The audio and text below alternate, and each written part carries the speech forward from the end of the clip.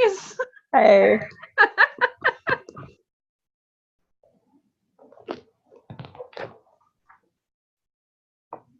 Okay, sorry. I'm so sorry, guys.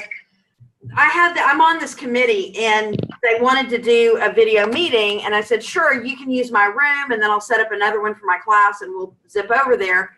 And for some reason, it's not letting me open 2 rooms, which I thought it would. So I apologize. Phil Rosenberg looks to be in some sort of impressionist paint. Okay. Okay, so it should be smooth sailing from here on out. Usually this is a very seamless process, but I'm not trying to use 2 rooms at once. So thank you for your patience. I really appreciate it. 2, 4, 6, 8, 9. So we're missing like, there we go. Here's more.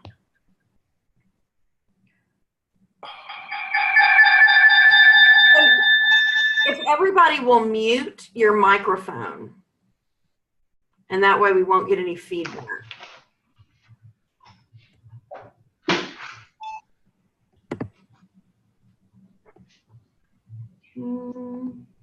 Have a great day. Does anybody see anybody not here that you noticed a few minutes ago? Henry. Okay, Henry. Stacy. Pardon me? Stacy. Oh, Stacy was here? Okay. Yeah. Use her first name that's in your email. Okay, I apologize for the lighting. I'm in a, yeah, there's nothing I can do. I'm in a hotel room. Oh, let me see if this will work. It's https://zoom.us/my/prof Norton. Oh, Tom was here before too. My/prof Norton. Oh, they're next to each other. That's why. Yes. So it's going to be really important, Jennifer, that you two mute your microphone since you're right next to each other. There we go. There's Henry. And Jennifer, who's next to you? US/my/. Oh, okay. Jennifer, who's with you?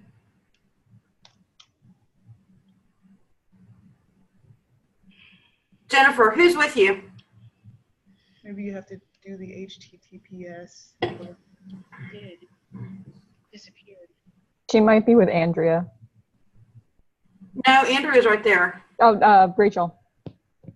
Rachel, are you with Rachel? Oh, no, she's got her sound turned on. Oh.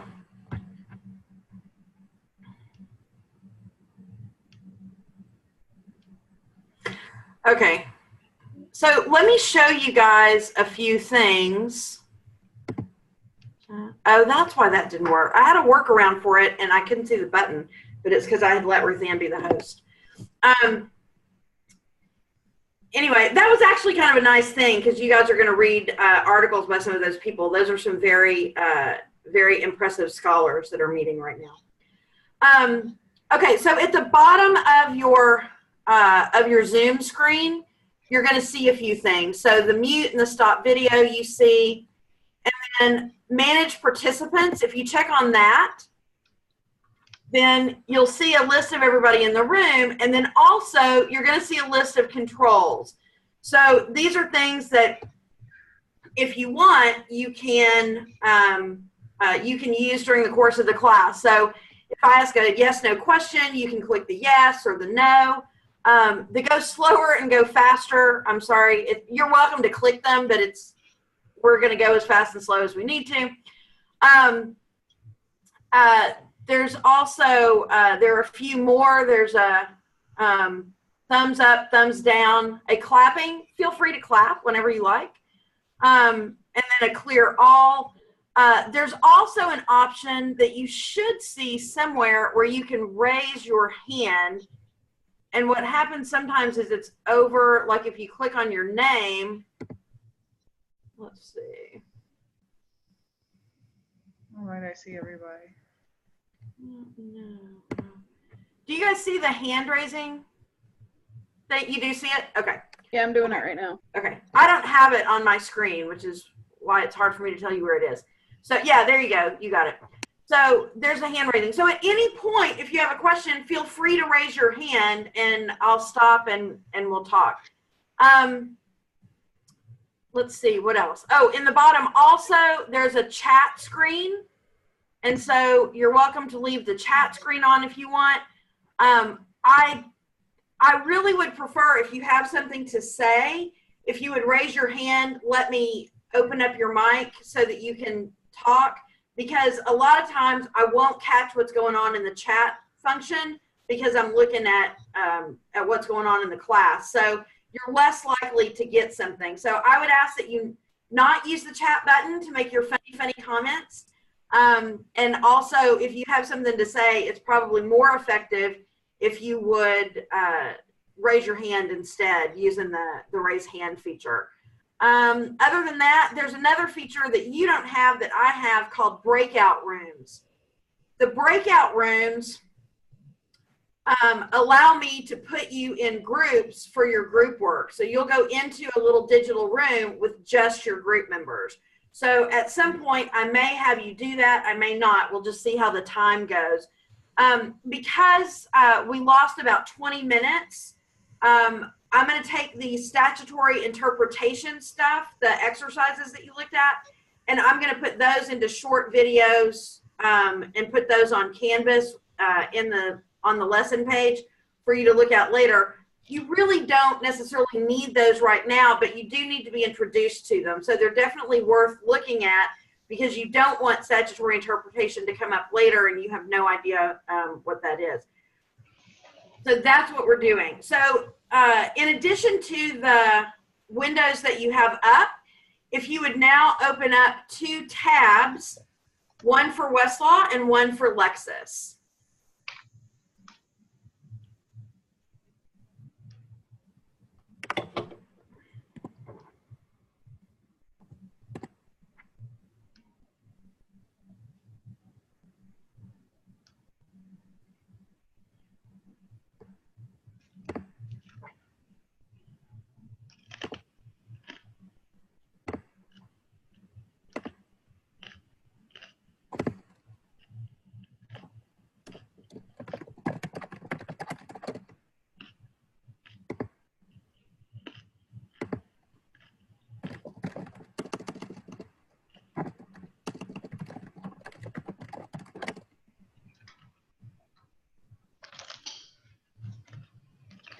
While you're doing that, I'll tell you guys that I have spoken with the administration about what's going to happen in the fall. And this section is going to be split into 2 in the fall.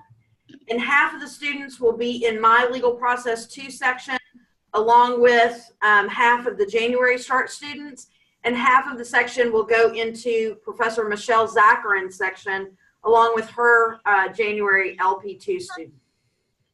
So my guess is they're going to just assign it randomly. They have a program that divides people into sections, and that they'll just do that randomly. And so you should know for sure, I would think, by the end of the summer, but you know, you may not know until the week before classes start when you get your schedule.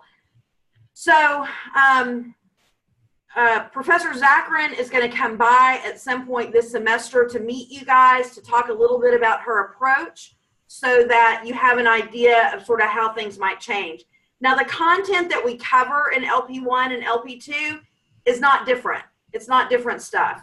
And so the transition should be pretty smooth. At the most, she may call some things something different, but she and I will talk in advance and make sure that she knows the terminology I use, so that she'll know the terminology that you're familiar with. But otherwise, it should be a pretty smooth transition.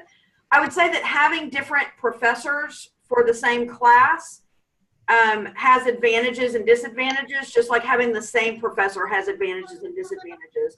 When you have the same professor, you obviously have a very smooth, sort of cohesive experience across both semesters.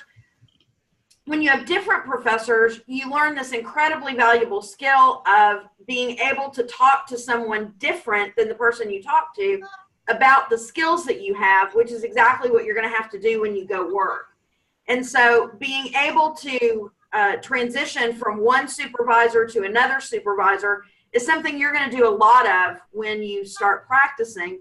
And so, and you also get a different perspective on things. So there are pros and cons to both. I honestly, you know, when I'm asked either by students or by administrators whether I think it's best to have students stay with the same professor or with a different professor, I always tell them it's, you know, it's 6 of one, half dozen of the other. Like I think there are pros and cons to both. I don't think one is superior to the other. I think they provide different experiences, both of which are valuable. So so that's what's going to happen. If you have any concerns about that, feel free to let me know.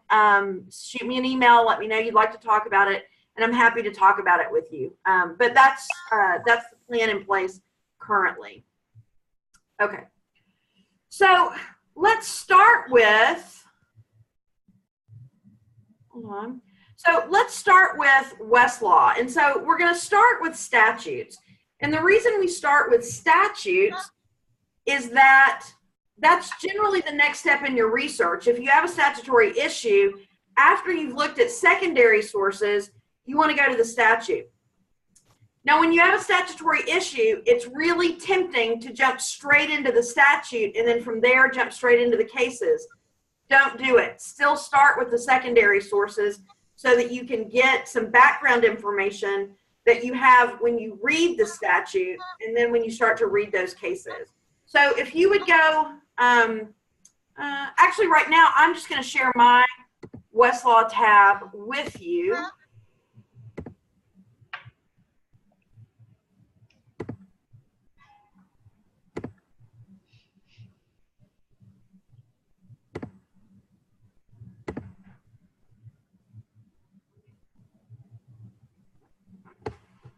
Okay.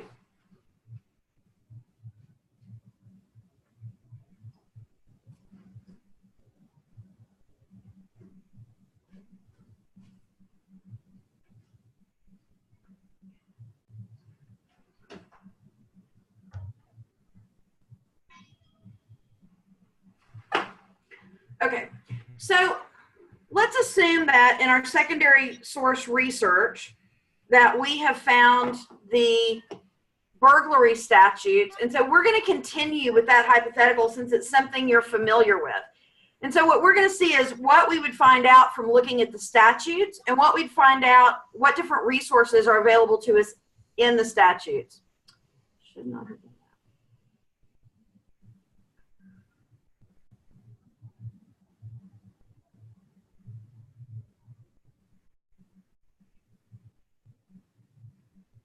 My computer's going to be a little slow because I'm on hotel bandwidth. So,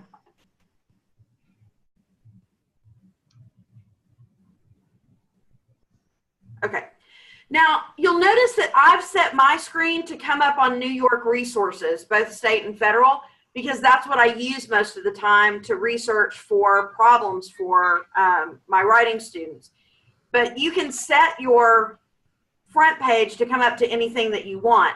And if I want to get back to the general front page or splash page, I just click on that Thomson Reuters Westlaw logo, and I get right back to the usual splash page. The other thing is they probably told you in your Westlaw training how to set up those favorites that you can have that will follow you when every time you open a page. And so that's a nice thing to have set up because you don't have to. The stuff that you look at a lot, particularly the New York resources, that way you can get them pretty easily. Okay, so we're going to go to statutes and court rules.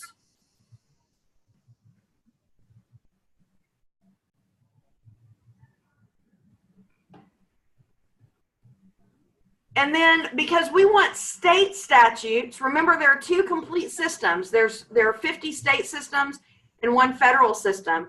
And so because we have two complete systems, we've got the different systems statutes here. So if I wanted to go to a federal statute, I would click on United States Code Annotated. Now there are 3 statutory compilations for the United States Code. There's the United States Code, the United States Code Annotated, and the United States Code Service. United States Code Annotated is the Westlaw version. You don't ever cite to USCA. You cite to USC even if you find it in USCA. Now the numbers are all going to be the same, the title numbers and the section numbers, but it's just that you cite to USC. That's what T1 of the Blue Book tells you to do. Likewise, for the states, there are different statutory compilations, and T1 will always tell you which of those to cite to. If you want to cite your statute to the print version, which is an easier citation to draft, you have to look up your citation in the print version at some point to get the date of publication. If you look it up online, you have to use, and you want to use that for your citation, you have to use the online citation form, okay? Which is more complex, as you're going to discover when you do these statutory exercises. So there are pros and cons to doing both. If you cite to the print, that's an easier citation to draft, but you have to walk yourself into the library and get the publication date. If you want to cite to the online statute, that's easier because you don't have to go anywhere to get it. You can just get it from what you see on your computer, but the citation is more complicated to draft. So you just pick your poison when you're drafting statutory citations. Okay, so we want to look at the New York burglary statute. So we're going to go down to New York.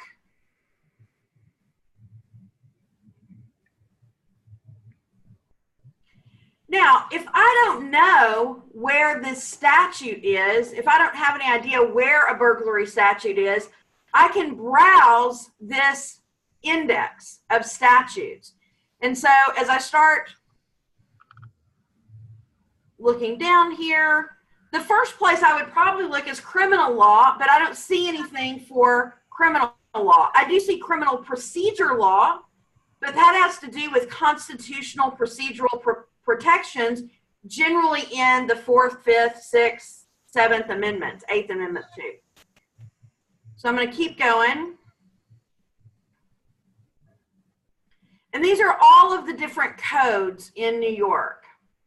So I see penal law, so I'm going to click on penal law.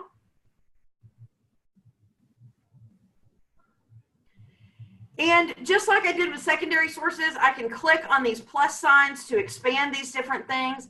I'm looking specifically for a burglary statute, so I'm going to go to specific offenses.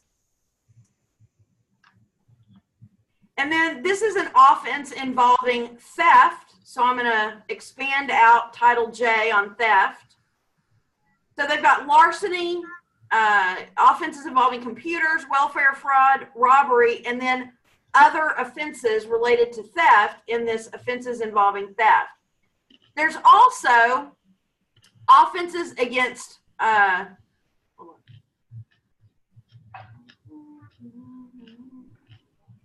Oh wait, here we go. Okay, so larceny, I'm gonna do out there. Oh, here we go, sorry. Damage and intrusion upon property. So I've got burglary and related offenses. And now you see there are a lot of different offenses that involve burglary. That's going to be important when you're researching burglary because, as you guys noticed, one of the cases that you had was not actually a burglary charge, it was an arson charge. And arson is another offense involving damage to property, as you see down here with Article 50. Or Article 150 rather. And so if you want to know if that arson case is helpful to you with regard to the definition of a building, well then you would look up the arson definitions just like you did the burglary definitions, and you would compare the definitions of building for purposes of arson. So arson, building, in addition to its ordinary meaning. And so ordinary meaning is also part of the arson statute, which tells you that you might be able to use an arson case for your case because it's unlikely that the ordinary meaning is going to be different for burglary than it is for arson, because building doesn't have anything to do necessarily with burglary or arson. Okay. Down here.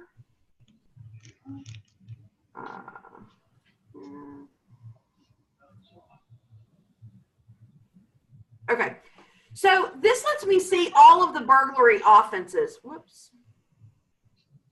One of the things that you want to do with statutory schemes is that you want to look at where they're situated within the overall statutory scheme. Generally, statutory schemes have the same organization. Usually there's some sort of statement of purpose.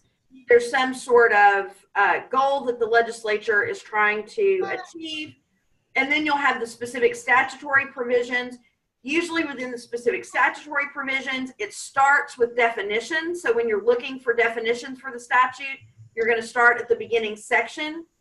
And then toward the end, you'll find penalties and any administrative regulation things. Andrea, you had a question.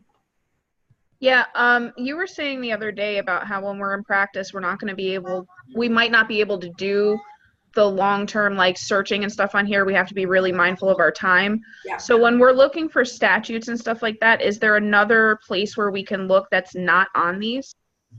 There is. We're going to cover internet research next semester, but let me show you just real quick. The place that you're going to look is the particular legislative website. And so the New York legislative website has all of this stuff on it. The New York website isn't particularly, hold on. New York legislator. That's not the one. Okay, let me go to this one and we'll see. The New York website is not particularly pretty. But it is functional. It's got everything on there. So all of the statutes are generally going to be available to you on the website. So this is the Assembly website. Usually they have, hold on. Okay, so this is the bill search is the screen it takes you to initially. So if you're looking at something that's been proposed and it's working its way through, you can do that here. Bill research is a good thing to start here because you can really spend a lot of time. And we're not going to talk about legislative history and legal process 1. If you take advanced legal research, which I think everybody ought to take before they try to practice, you'll cover legislative history research, but it's beyond the scope of this course. But this is one of those places where you can really waste a lot of time just kind of poking around. So laws specifically. So this is the list of statutes that we just saw on Westlaw, and this is on the legislative website. So we know we're looking for penal law, so we click on penal. And then again, it's just the same stuff as far as the actual wording of the statutes, but it's different in that it doesn't have the research resources that we're going to see. So this was the last screen we saw on Westlaw. Here's what it looks here, looked like here. And so that's what there's the definition statute, for example. Okay. So again, it's not pretty, but it is there, it is functional, and you can look at it as long as you want for free. So here's that same statute in Westlaw.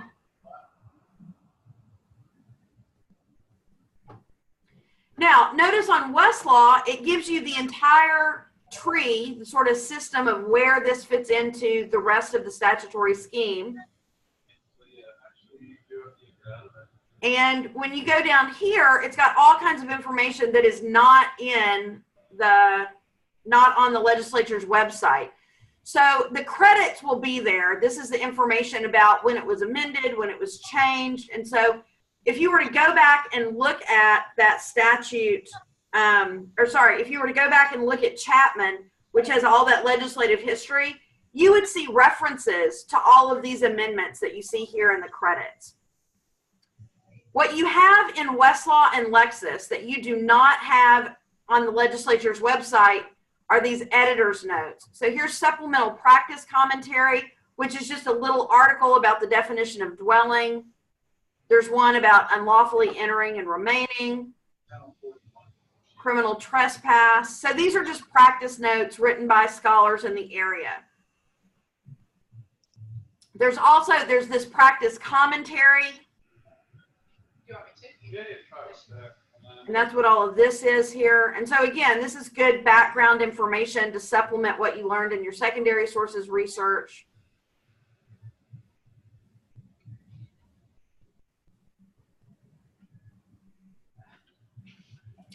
And then at the bottom, you're going to find notes of decisions.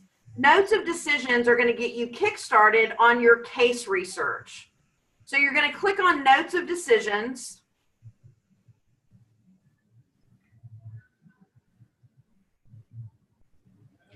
And so there are 221 cases that are referenced here that have discussed one or more of the definitions in this statute.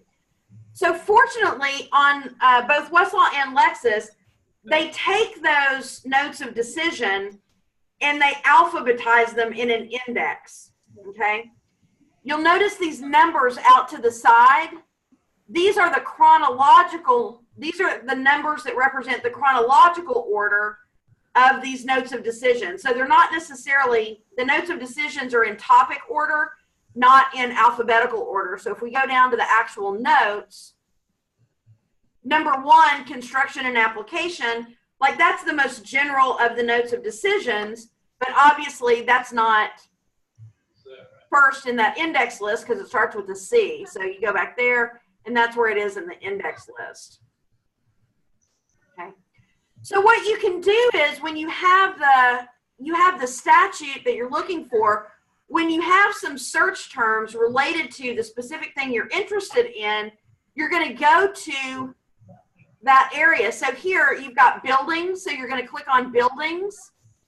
And this is going to take you to several cases that talk about the definition of a building, okay? So here you've got 1, 2, 3, 4, 5, 6 cases. You can read those pretty easily, and you can see whether any of them relate to your particular case. And if they do, you want to write down those citations so that you can follow up with those. In addition to writing down the citations, you also want to write down the topic and key number for the West key number system, because this is also going to help you find cases. Now, remember what I said last week. You don't want to start clicking links and going down rabbit holes right now. You want to do your research very systematically so that you're able to keep it organized and you're able to keep track of what you've got. So don't go to those cases yet. At this point, you just want to note the citation so that you know you want to read it, and the topic and key number, because those are topic and key numbers that you're going to be interested in, and we'll talk about that in just a little bit. Okay. So are there any questions about these notes of decisions? Yeah, we just tried it, right? Anybody? Okay. Everybody following everything so far? Okay, fantastic. It's super important that you understand this as you go, because unlike when this course is in the long session, the 14-week session, in the 14-week session, you have about 2.5 weeks to 3 weeks to sort of process this information slowly. You guys are getting it in a 1.5 weeks, and then you're off and running. So you want to make sure that you follow this. Okay. So in addition to that, you see these tabs across the top. If you need the legislative history, you can click on this history tab.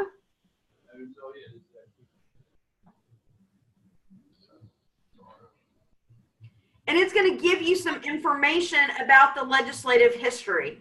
You generally don't care about the legislative history unless there's no case law interpretations of the statutes.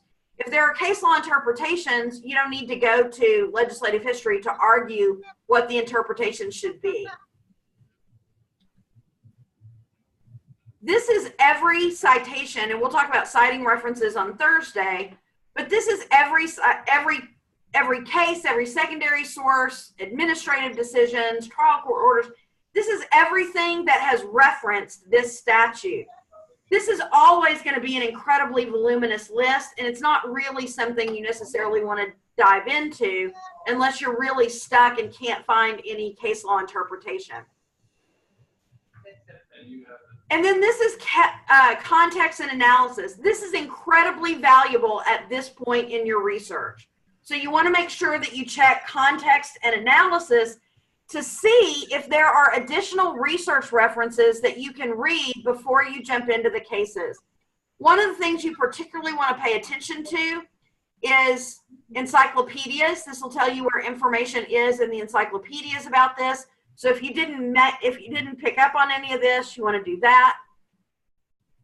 ALR library. If there's an ALR on your topic, that's great. You definitely want to take that and use that and read it. And then law reviews and journal commentations. That's commentary. Sorry, that's a way to find that information also. So this is a good way to check your secondary sources research. Or even to get it started when you've got a statute involved. But remember, read those secondary sources first. And if you run across more as you're researching, put everything you're doing aside, read those, and then go back to your primary sources. Okay. Another thing I want to show you about the statutory scheme. Hold on. So I'm going to go back to the main statute by just clicking on it here. And then I want to go up to just the penal law generally. And I'm going to click on Part 1, General Provisions. Remember I said that at the beginning of a particular part of a statute or of the statutory scheme as a whole, you're going to find information about the purpose and the goals of the law. And so here you've got general purposes, general rules of construction and application, and some definitions that apply throughout the code. And so these are good things to be aware of as you're reading your statute, because these are always going to apply to all of the statutes within the statutory compilation. And so this will give you some good information when you're trying to interpret a particular provision, or you want to challenge a court's interpretation of a provision. So the first thing you've got here is the short title. It just tells you that this shall be known as the penal law. And then I want to go to the next provision. So I'm just going to use these back and forth arrows to browse through these initial sections. So now I've got the general purposes. This is the purpose of the common law, and every law in this should fulfill this purpose. And if it's being interpreted in a way that doesn't fulfill the purpose, that's one of the arguments you can make.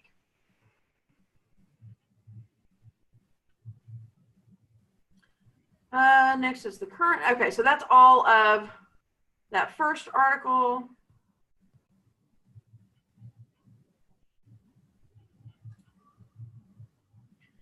So now I'm going to go back here, and now I'm going to look at these. Penal law not strictly construed. This is a rule of statutory interpretation for penal statutes. So if you don't have good case interpretation, this tells you this is how we should be construing these statutes. Application of chapter to offenses committed before and after enactment. This tells you what to do if somebody has committed an offense under a previous version or a later version of the statute. And then other limitations on applicability. And then general definitions that apply to the entire penal law, in addition to the specific definitions that apply to each particular chapter. So in addition to the specific statute that you're dealing with, there's a lot of other information that you want to be aware of. Okay. Any questions before we move on?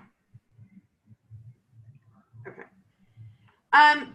So what I'd like to do now is I'm going to put you guys in your groups.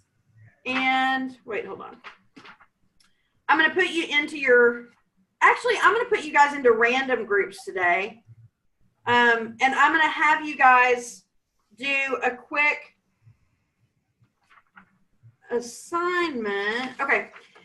So what I'd like you to do when you get into your groups, I want you to find a federal bank robbery statute. Okay. So I'm going to put you guys into groups.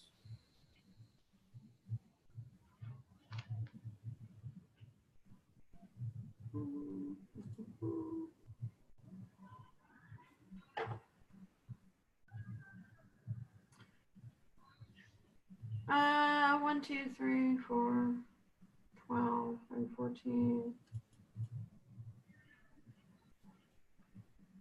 Okay, what you're going to see is something's going to come up and invite you into a breakout room. You want to click on that, and that's going to take you to a room. And then what you want to do is when you get in there, all of you need to look for a federal bank robbery statute.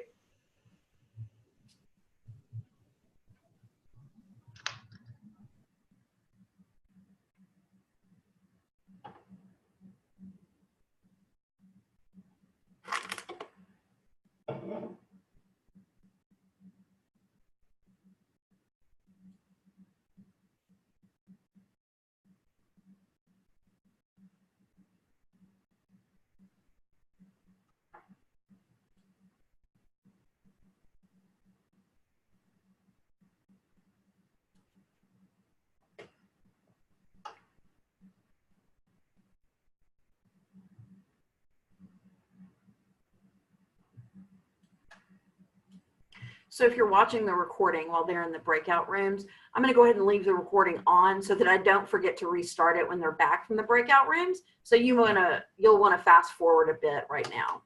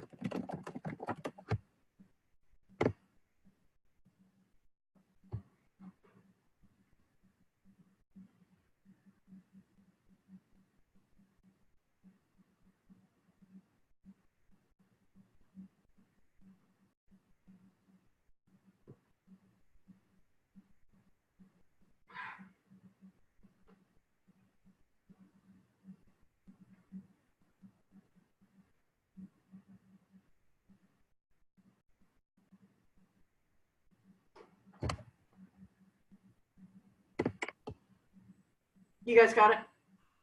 Yeah, S2113. Awesome. Yeah. Woo! So how did you guys find it? I went under statutes and then I typed in bank robbery in the search and it came up. Okay. I did it a different way, actually.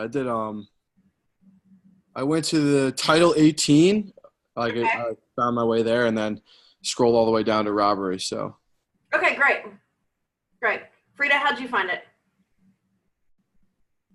I set my thing to federal jurisdiction, and then I just searched bank robbery, and then I selected statutes. Awesome. Yeah, digital high five Frida. That's awesome because, I mean, you each found it very quickly and you did it 3 different ways. Oh, Phil, what is over your thing? Like, Phil, Phil's one of those people who has the tape over his camera so that the NSA doesn't find out what's going on. That certainly looks like a wooden desk. What are you doing? Why don't we get to see your face?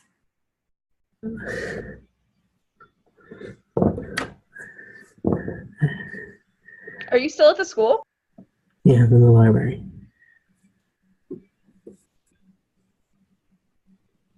You know, they have those little private rooms. You can book a little room. I mean, not that I want you to go do it right this second, but. The computer lab on the 3rd floor is empty. So since you guys are first, I'll give you the scoop on what's going to happen. Thursday, we'll wrap up research, and then I will release to you guys the first information about your strategy memo. And so you'll have a little bit of information so you can do a little bit of research over the weekend, but you won't know the facts until Tuesday when you get the client interviews. So what's going to happen is Professor Chrissy will come in. She's going to play the interviews. And then after that, she's going to help you guys brainstorm a research plan to go from there. And then, and then after that, so there are going to be several, you'll have one research plan that you get on Thursday that you have to fill out and turn in, and then you'll get another one on Tuesday that you have to fill out and turn in, and then you'll get another one that is just for you. You don't have to fill out and turn it in. But so after this week, I think you guys are done with, or after next week, you guys are completely done with citation exercises, and really most of what you're doing outside of class is just working on the strategy memo. So the workload, as far as the intensity, it gets less directed at the end of the semester. But it's also, the pace is really kind of set by you and how much you need to research and how much time you spend researching and writing. And then you'll finish this course on so the memo's due July 31st. And then the exam is on August the 2nd. So July 31st will be an online class, but it's asynchronous. It'll be online. You can do it whenever you want. And so, like, I'll release it probably the morning of, I'll probably release it sometime, maybe even before. You know, I may release that the week before. So I'll release the review class, and then you can watch it anytime you want up until the exam. And then the exam will be August the 2nd. There's already a little bit of information about the exam up. Okay, so let me get these folks back in.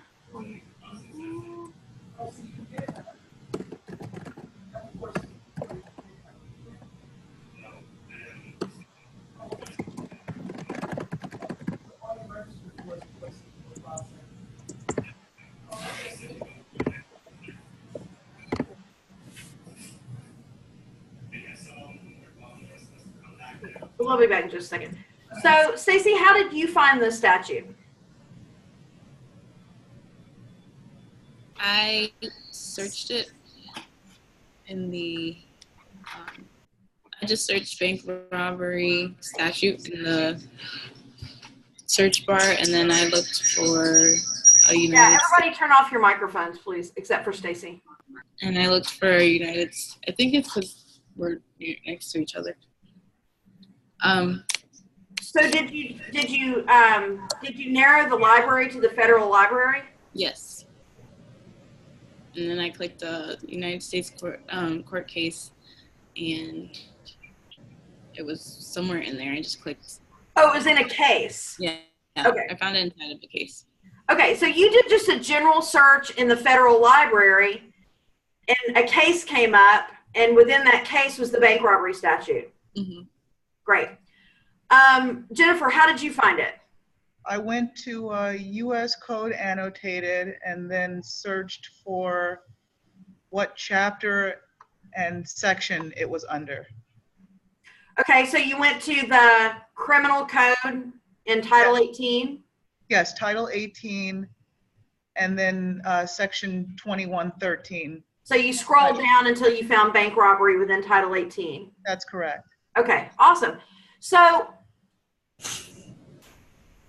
click yes if you found it that way by going to Title 18 and by scrolling to find Title 18 and then scrolling to find bank robbery.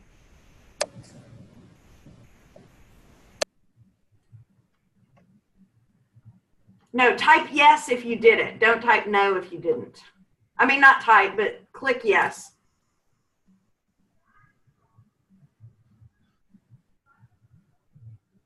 Nobody did that? I know some of you did that. Not seeing where to type. Yeah, is it in the chat box, right, Professor? So on participants, toward the bottom, you should see a menu of choices. Oh, I see. Okay. Yeah, so if you did it that way, if you went to US code and then searched until you found Title 18 and then searched until you found 2113, click yes.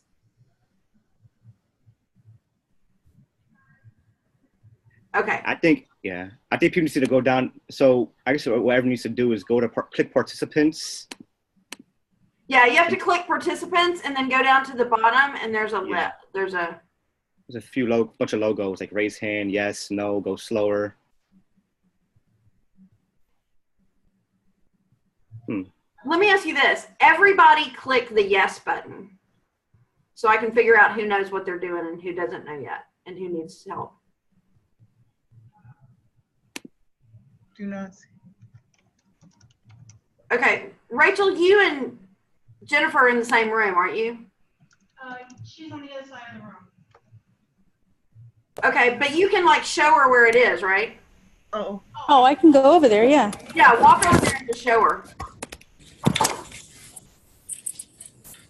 We moved apart because I didn't want the audio to be a problem. Yeah. Phil? Where's Phil? Here. Oh, there he is, Phil. Phil is the impressionist smudge. Okay, how did you get there originally? Through. So Phil, if you click open the participants button at the bottom of the Zoom window. I got it. Yeah, you got it. You got it.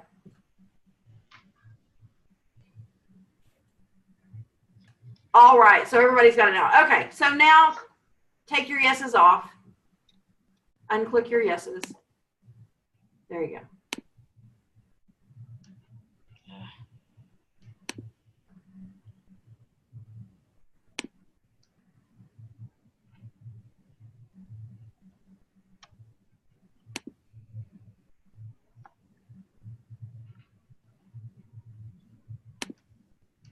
Hi, Professor. Stacy, unclick your yes. Tom, unclick your yes. Yeah, Todd? Yeah, can you explain like the subtle difference? Because there's two 2113s. Yeah, we'll get to that. Okay. So, okay, so click yes if you found it by going to USCA, scrolling down to Title 18, and then scrolling down to bank robbery.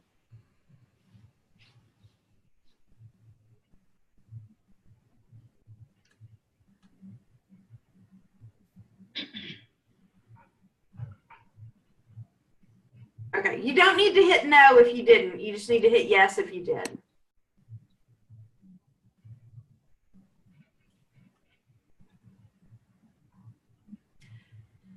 So now, y'all leave your yeses there. Titus, how did you find it? In quotes, I put federal bank robbery statute and then looked under statute. The subsection is statutes. Okay, so you searched the phrase federal bank robbery statute in the statutes library? Yes. Or you type federal bank robbery statute and then put a statute. You know how you can separate it between courts? You can like you can click on different courts, or you can click where it says the statutes and laws or whatever. So the filters. Yeah. Okay. So there are two ways of sort of narrowing your search. One is to narrow it in advance, and then the second way is to narrow it the way that Titus did to do a search, and then narrow it through using the filters on the left-hand side. I'm going to discourage you from doing searches that include the jurisdiction, like federal. Titus got super lucky here. But usually that's going to bring you back stuff that you really don't need, or it'll take you to it, but it'll take you to it through secondary sources, and so it'll take you longer to get there. So rather than incorporate the jurisdiction into your search, it's better if you use the jurisdiction either to narrow the database that you're looking through by either choosing from that big square menu that comes down from the search box. So choose, federal there, or run your search and then apply a federal filter afterwards. But if you put your jurisdiction into the search, it's likely to take you a little bit longer to get to what you need. This one was pretty easy to find, and so Titus got lucky there. So you certainly did it, and we can't argue with results. Okay. Frida, how did you find it? I set my, instead of search everything, I set it to federal jurisdiction, and then just searched burglary or robbery, and came up with and then went under the filter section for statutes. Okay, fantastic. So you set the jurisdiction first. So you did what Titus did, except you put your jurisdiction into the database rather than into the search itself. Mm-hmm. Did anybody find it a different way? Raise your hand if you found it. Rachel, how did you find it? I'm going to use her audio because I'm right next to her. Can you hear me? Uh-huh. I went to the federal district court thingy, and then in there, I put in burglary and statute, and that's how it came up in a case that I was able to click on. It took me 3 clicks. Okay. So the other thing you want to avoid putting into your search is the word statute or the word case, because you can handle that through the filters or through that little box. Okay. And so the type of source that it is, whether it's a statute, a case, a regulation, an art, whatever, you don't want to put that into your search. You also don't want to put jurisdiction into your search. So again, you got there, and that's what's important. But on a more complicated research problem, it would take you a lot longer to get there with that word in your search. So you want to make sure that you're taking the kind of source and the jurisdiction, and then using the filters or the database options to search for those. Did anybody find it a different way? Raise your hand if you found it a different way. Adon, how did you find it? I found it by simply searching in the top portion, writing bank robbery, and then when it says on the top right, the drop-down menu, I just did it all federal, and then the second it came up, I just went to statutes. Great, perfect. So you used a combination of the database, a query search, and the filters. Fantastic. Yep. Okay. So at this point, everybody should have found that it was 18 USC 2113. Okay. Now, as far as the difference between the two 2113s, I'm going to suggest to you guys that you read those and that everybody come back with an answer for that. So on Thursday, I'd like to spend a little bit of time talking about what is the difference between the two 2113s and see what you guys come up with. Because now that you found a statute, now we start to apply those skills that you learned at the very beginning of the semester about breaking rules down. So I want you to read that statute and see if you can break that statute down, and we'll talk about that a little bit on Thursday. Okay? Okay, any questions before we move on to cases? Does everybody now feel like they can find a statute if they need to? Okay. In addition to finding the statute, of course, you want to write down those things that you find. And so I'm going to now log into Lexis, and we're going to do the rest of this on Lexis. Hold on. Okay. So we're going to do the rest of this on Lexis. Everything that we've just done, you can do on Lexis just as well as you can on Westlaw. The difference is sometimes you end up with different resources. Oh, actually, you know what? I'm just going to continue this on Westlaw, and then I'll show you how it works. Yeah, that's what I'm going to do. Okay. Screen.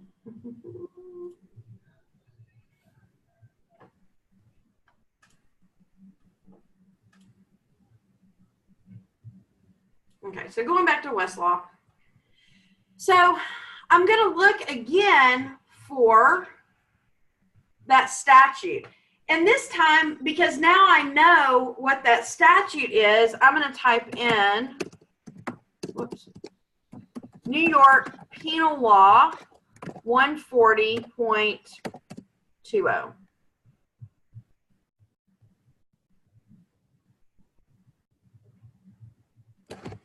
Okay, so I've got my burglary in the 3rd degree statute. And so now I want to start to find cases. There are 2 ways I can find cases. One is I can just go to, I can just go search, whoops. I can search all content. And if I want all New York cases, I just click on New York. If I also want federal cases that originated in the state of New York, I can click Include Related Federal. I don't, because I'm not interested in federal cases here. This is a state issue. And so I can save that. And then as far as all content, I can choose what kind of sources that I want. Hold on. Okay, I'm not going for that. So I'm going to search for New York Penal Law 140.20. Oh, sorry. What I was saying was, what I can do is now I'm in the New York database, I can just search for burglary cases. But what's going to happen is I'm going to get a ton of sources that I don't need. Burglary in the 3rd degree. So let me show you what I come up with.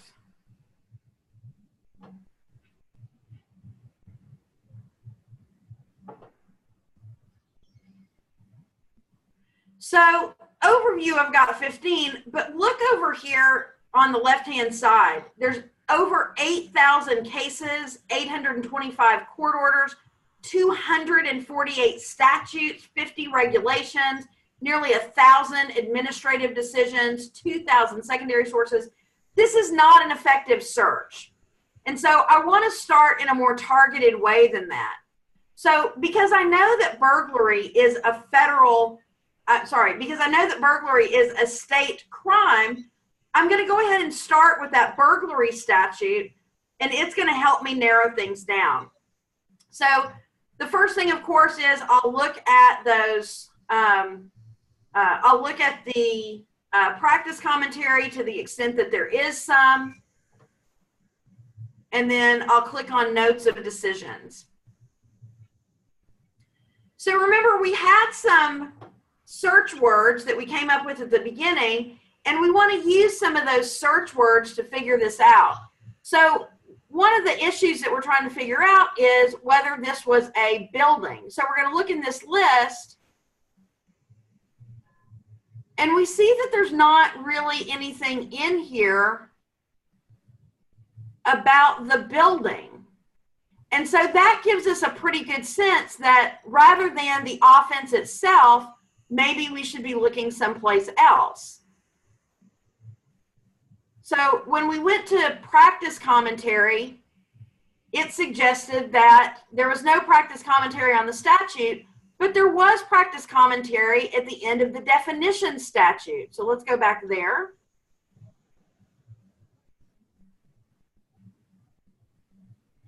So now we're going to go down to the notes of decisions here.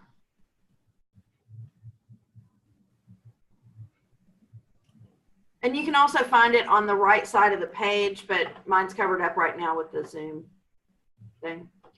Okay, so buildings, that's what I'm looking for, is whether something is a building. So I've got 5 cases. It tells me that these are also listed as enclosures, which means I'm going to look down at enclosure. But when I look down at enclosure, it tells me to see buildings. So everything there is under buildings. So the first thing I have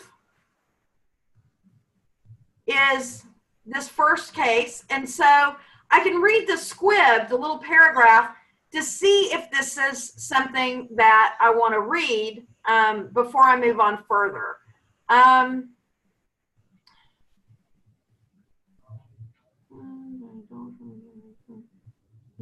Fenced-in outdoor storage lot adjoining a store did not qualify as a building. So that looks pretty interesting. So let's take a look at that one, N. Ray Ornell F. So one way I can start getting into these cases is that I click on one of those cases and then I read through, obviously, the case itself. Fortunately, this one is super short. It's only got 2 head notes, which is great. Now, the way that the head notes and the topics and key numbers work is that if I want to find my way into the case using these head notes, then I'm going to click on the head note number. So if I want to find specifically the part that deals with burglary, I'm going to click on that 2, and it's going to take me to that burglary head note.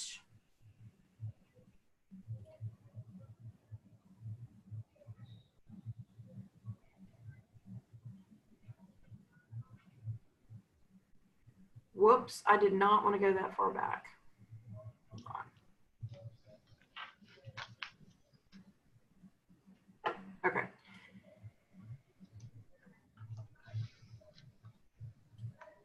Oops, hold on.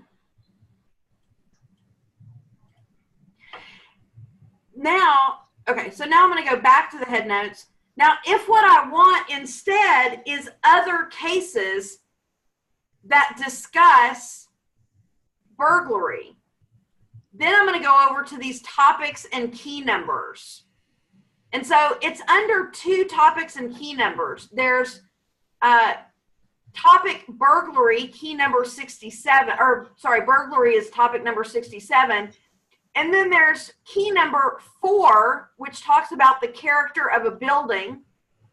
Then there's also a key number related to minors in burglary. Well, I'm not interested in minors in burglary, so I'm not going to look at that one.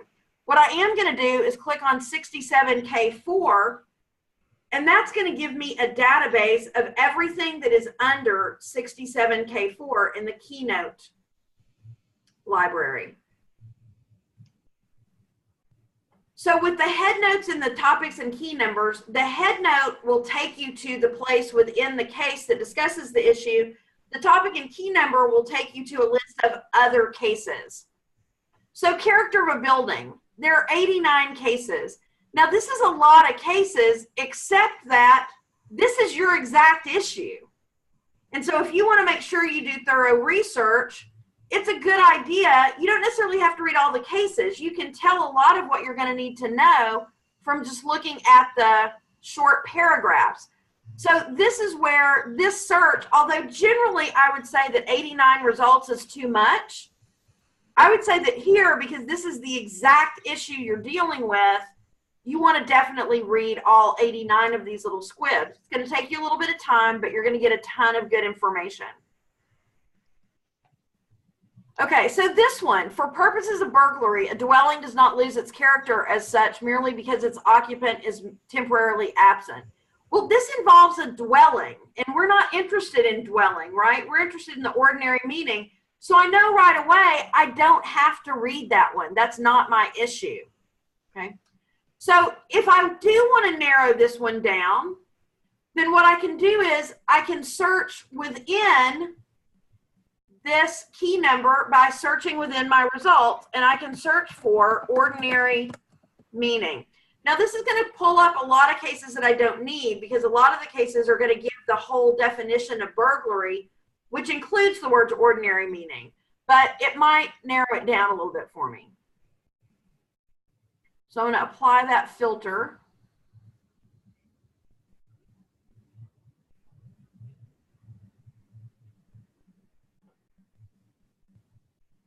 Okay, well, there were 0 cases that had the word ordinary meaning. So it looks like I'm going to have to go back and read all of those cases to see if any of them are relevant. And it looks like if none of them include the definition of ordinary meaning, they may not be. I may have to look someplace else for those cases. So it starts to look like key number 4 is kind of a dud, and we want to go back and see what else we might find. So let's go back to the notes of decisions and look at another one of those cases under buildings. Let's see, pump for disposal stove works.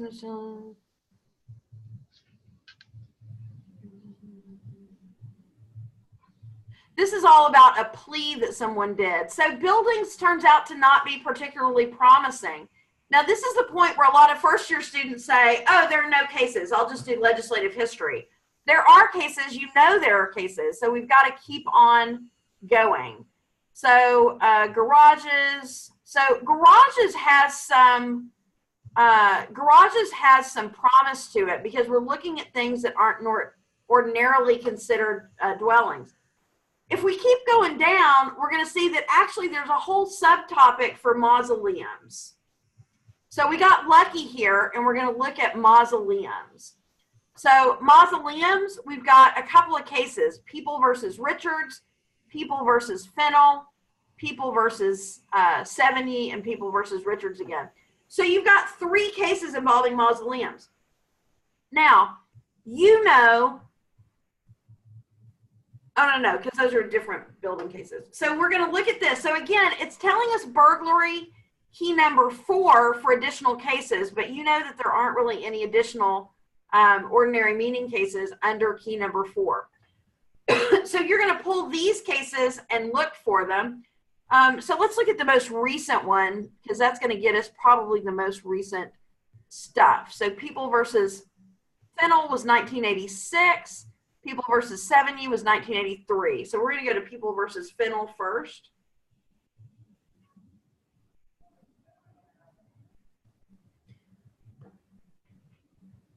And then we're going to do the same thing. We're going to look at the topic and key number. A mausoleum is a building within the meaning of section of penal law defining burglary. And so I'm going to go there. Whoops.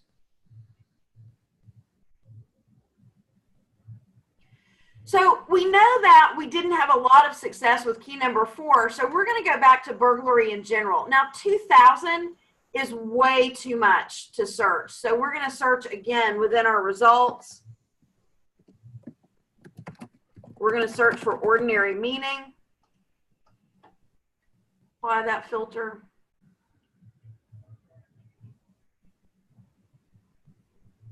And again, we're getting 0. So there's something wrong with the way this is coming up in in the search filter. So let's try it again. Hold on, burglary. And this time we're going to use the search box at the top.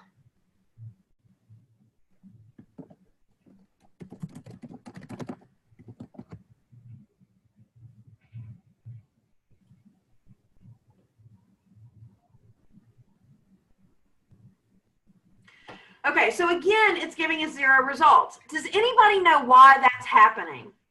Could it be ordinary meaning building? No, because if ordinary meaning building were there, then ordinary meaning would be there. This would seem to indicate that there are no cases, but we know for a fact that there are cases. There are 3 mausoleum cases plus the 4 cases that you guys have. So we know of at least 7 cases that talk about ordinary meaning, but they're not coming up. what we're searching for is within those little squibs on the topic and key number system, which doesn't mean it's not in the cases. It just means it's not in those little descriptive paragraphs. So we're going to take ordinary meaning. We're going to set that aside for right now, and we're going to make that part of a search later.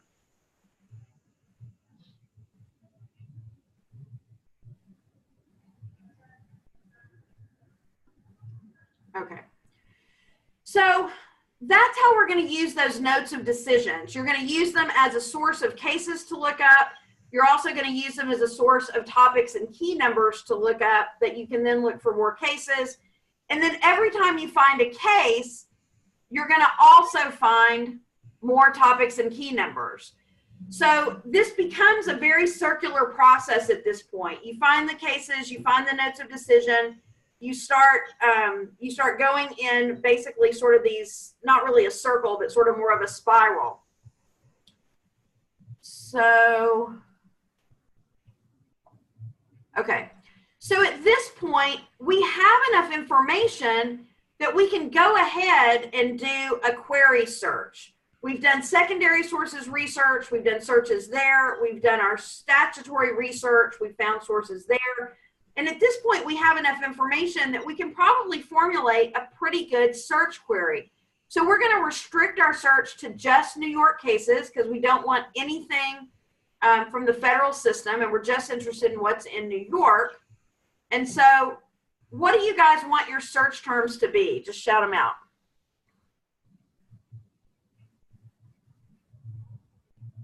Mausoleum.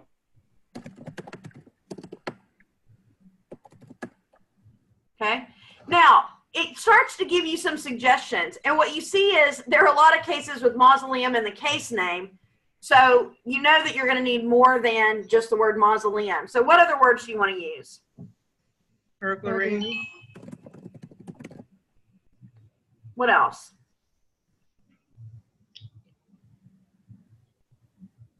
Ordinary meaning. Okay. Now this is going to pull up cases that have those three terms anywhere in them. Do you want to set the relationship between mausoleum, burglary, and ordinary meaning? For example, what is a sentence you would like to see that you would expect to see if a mausoleum is a building within the ordinary meaning? How do you think that would be phrased?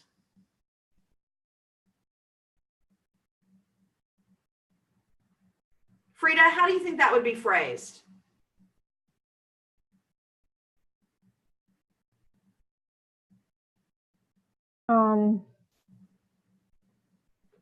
It doesn't have to be Hemingway.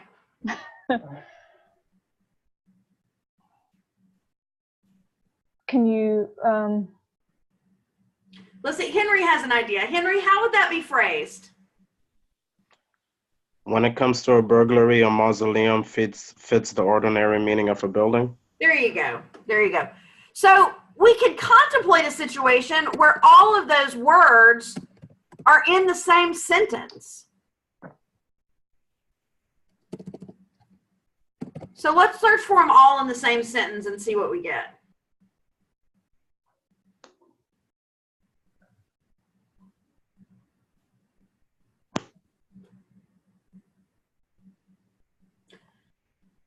Okay, so we got key numbers, but that's all we got, but that's okay. So we've got secondary sources, and now we see a case holding that a mausoleum is a building within the ordinary meaning of that term under burglary. So this is actually a parenthetical about a case, but that's great. We can go there. So let's click on this source. And we're going to look for those terms. Now those terms should be, those terms should be highlighted for it. There we go. People versus Fennell, holding that a mausoleum was a building within the ordinary meaning. That's fantastic. In addition to that, let's look at what else we find to see if there are other cases in this footnote that are helpful. Trailer with a bathroom, kitchen, and power cord for immediate access. What case is that? That's Norcut, right? Shanty built by homeless people. That's Fox.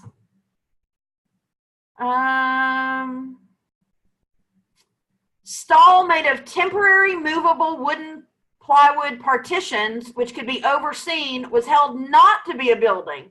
Well, that's interesting because now we've got another case that we can contrast.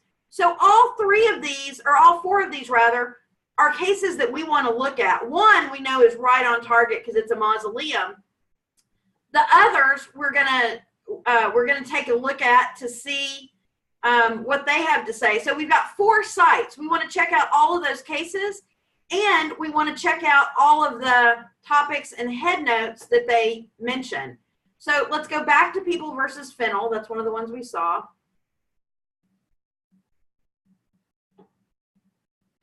So with People versus Fennel,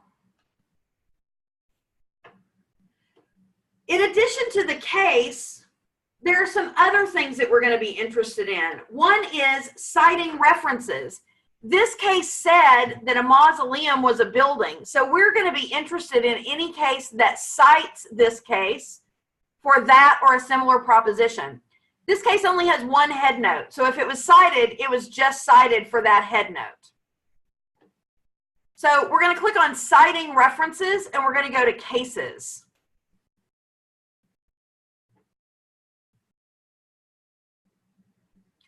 So now you have a ton of other cases that cite Fennel for the very proposition that you're interested in. So here we have a trailer. Here we have a house. Here we have, we don't know what that is. We have to take a look at it. Here's a garage. Here is Fox. There's a, that was an unfinished house. Passenger train car was a building. And that's interesting because Chapman said a box car was not a building, but this says a train car is.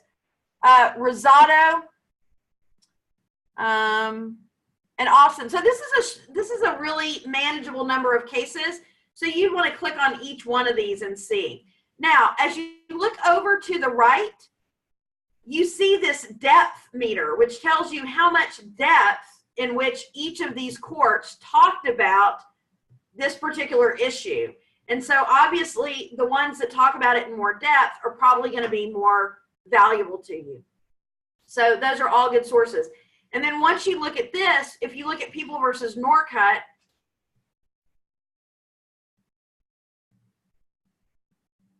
what you'll find in People versus Norcut is that it was even a much longer case than I gave you. Also, so was Chapman, because it involves all kinds of, there were citations to all kinds of cases all throughout this. And so when you find a case that's relevant, that goes on your list of to be considered for the analysis, but you also want to mine that case for other cases. So one of the things you're going to do is look at the table of authorities of the case, and that's going to tell you every case that case cited. So these are all of the cases that were cited within Fennel. Then it's going to tell you all of the cases that cited Fennel. And so that's going to give you still more cases to look up. In addition to that, once you've got Fennel, you can look at the topics and key numbers. Now these are all arson. This is about building. And so that's going to be arson 36, key number 5. So you'll go to that key number and you'll look at those cases. And then every case you pull up, you're going to look at what it cites, what cites it, and any other topics and key numbers. This is going to take a while to do, and it's going to take a lot of patience, and you got to be very methodical about this. Now, this is my preferred method of using the key number system, is to use it through relevant cases because it's going to give you a more targeted search.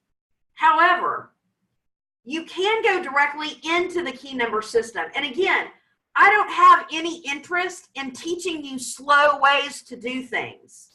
My interest is in teaching you the most efficient way to do it so that you can find your sources quickly so that you can be a cost-effective associate and a cost-effective lawyer. Because the smarter you look, the smarter I look. So my success is tied up in yours. So when I tell you I don't recommend something, I mean, I know it looks tempting and I know it looks like a shortcut, but it really is not. So this is one of those things. I don't recommend skipping secondary sources, and I don't recommend going straight to the key numbers. But you can do it, and so I'll show you how. So you can do the key number thing the way you do with any other index. So we're going to look for burglary, and we're going to see that's key number 67.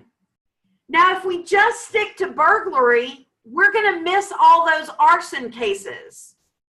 And so that's why it's really important not to restrict yourself too much at the beginning, to kind of go where the research takes you. So this is key number 67. So I can click on that.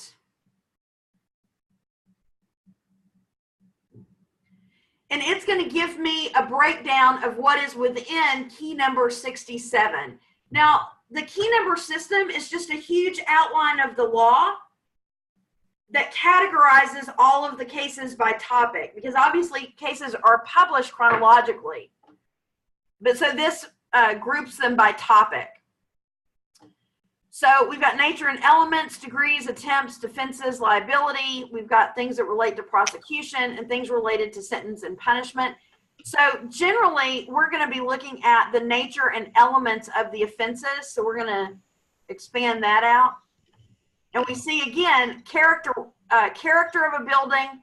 Now we've also got station of a building, occupancy of a building, ownership or possession of a building. So those are all things that relate to whether something is a building. And you only get that by sort of browsing this list. And so once you know what you're doing with topics and key numbers, this can be helpful, but I would not start here. I absolutely would not start here. Okay.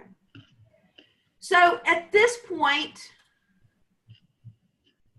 I'm going to ask if you guys have any questions, because what we've done is we've run through the entire process post secondary sources today. And so we've gone through statutes, we've gone through cases. And so now you guys are pretty much ready to start your research, believe it or not. So what questions, comments, concerns do you have? Anybody? Does everybody feel ready to go? Like I could give you a problem and you're ready to go? Okay. So for Thursday, now remember, I want you guys to remember how this works. You guys see the videos, you read the stuff. If you have not watched those videos and read those chapters, please do yourself a favor. You've got to do that before you get this problem on Thursday. You've got to do it. Okay, so on Thursday you'll get some basic information. Here's the deal. You'll also get the instructions for the assignment, but I want to also tell you this. So you will get the instructions about the due date, about submission. This is one that's going to be uploaded to Canvas, the strategy memo. There will be a conference. It's going to be a pre-submission conference instead of a post-submission conference. You can bring me any 5 pages of your draft. Any 5 pages of your draft. And we will go over it together. And that's pretty much all we're going to go over. Now, having said that, even though I'm not going to read more of your draft and I won't read it multiple times, you're welcome to ask me any questions. So if you get stuck and you feel like you need me to read something before you go on, go ahead and come to me and let me guide you through asking the questions you need to ask to identify your issue. And one of the first questions I'm going to ask is, if you want me to read it, what are you unsure about? What is it that makes you unsure? And a lot of times the first answer is that it's not any good. And so then my next question is, why do you think it's not any good? Are you afraid that you've used the case incorrectly, that the analysis is thin, that the writing isn't clear? Like, what is it that makes you feel like it's not good? The purpose of that is to get you to start diagnosing your own problems so that you can start solving your own problems. Because I don't go with you when you go work. You're going to go on your own. So the other suggestion I'll make to you is that research with an open mind. After you get your facts a week from today, don't decide what you want the resolution to be.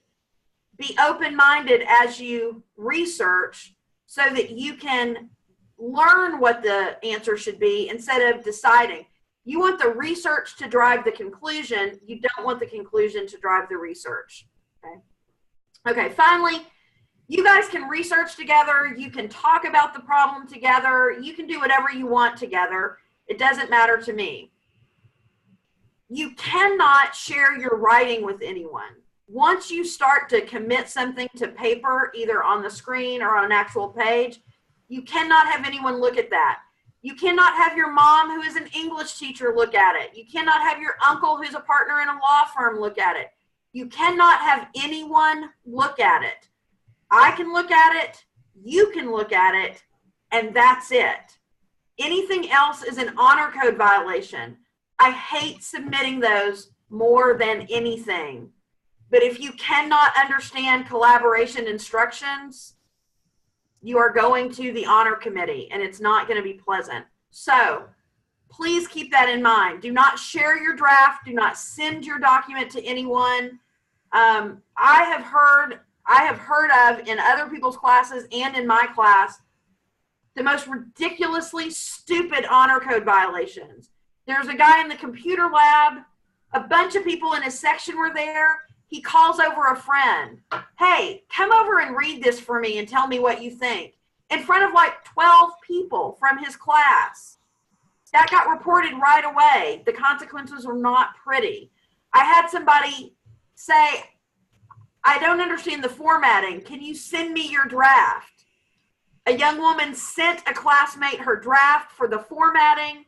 He copied huge passages from her draft into his draft. Now, that was obviously stupid of him, but it was super stupid of her. You're in just as much trouble if you share your work and somebody steals it as you are if you steal somebody else's work.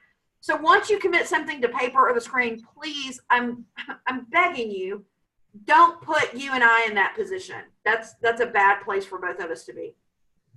Up to that point, you can talk to anybody. It doesn't matter. Now, anybody within this class, you still can't talk to your uncle who's a partner in a law firm, or your mom who's an English teacher, or your sister who's in law school someplace else. You can talk to anybody in this class. You can talk to me. Can't talk to other professors. Hey, you teach crim law. What do you think about X? Hey, you teach torts. What do you think about X? You can't ask them that. So you can ask me anything. You can talk to your classmates about research, and then shut it down when you get to committing things to a screen. Okay, any questions? Yes, this is a question about our draft. Are we able to see your comments? Are we You going should to be able to on Canvas. Oh, have you tried to see them? I haven't opened my document again. Okay, when I reopen it, the comments are there. So my understanding Okay, is. so you uploaded them again. Pardon me? You uploaded them again. No, I changed the document as it exists on Canvas. Oh, okay. All right, thank you. So when you pull it up on Canvas, you should be able to see the comment. If you can't, has anybody pulled up their document to see the comments? Okay, Frida, what did it look like when you did that? Or what did you do to see the comments? I had to, I clicked on the document and then it said see feedback. There's a little section that said see feedback. So. Okay, so you'll click on see feedback. Yeah. Okay, thanks. Okay, so for Thursday, you guys are going to look at that statute 2113, and you're going to diagram that the way we did from the very beginning to see if you can understand why there are two 2113s. And that's it. We didn't get to unpublished opinions today. We're going to talk about that on, actually, you know what? I'll do a video for that. I'll do a short one. just so you know what to do with unpublished opinions. And you've gotta watch it. You can't not watch it because you have to know what to do with unpublished opinions. But we'll go ahead and handle it that way. Okay. No questions. Fantastic. Okay, so I'll let you guys know. I'll send out an announcement when I've posted the videos for the statutory construction things that were assigned for today, as well as the video on unpublished opinions. Okay. Okay, have a great week. Have a happy 4th. Have a safe 4th, and I'll see you guys on Thursday. Have a good holiday. Thank you. You too.